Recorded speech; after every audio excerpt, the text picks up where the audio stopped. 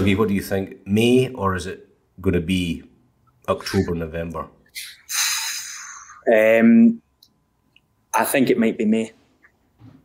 I do. I just think if this, if the immediate reaction to this budget doesn't turn around the Tories' fortunes, and by turn round, we would need to have the most spectacular turnaround in fortunes probably in British political history.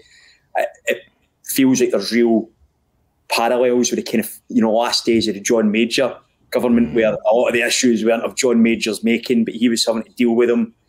There was something fresh on offer. I mean, Keir Starmer's no Tony Blair, but he's a nice, boring middle manager. And as I say on this show every week, people like their politicians to be boring, and I think especially now after the last few years.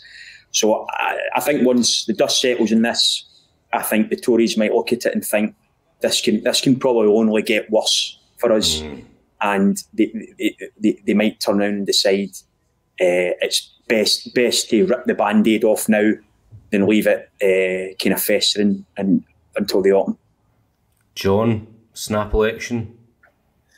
I mean, I'm going to say the end of the year, simply because I just, yes, I think that Rishi Sunak will be well aware of the fact that things could get worse, but equally, I think he's aware of the fact that he is going to lose at the moment, and so he's potentially really got nothing to lose by leaving it a bit longer and seeing if maybe you get a bit of an economic uptick, seeing if maybe these tax cuts do something to the polls, seeing if maybe Keir Starmer's issues with the Muslim vote get worse, and that things start to fall apart a bit for the Labour Party.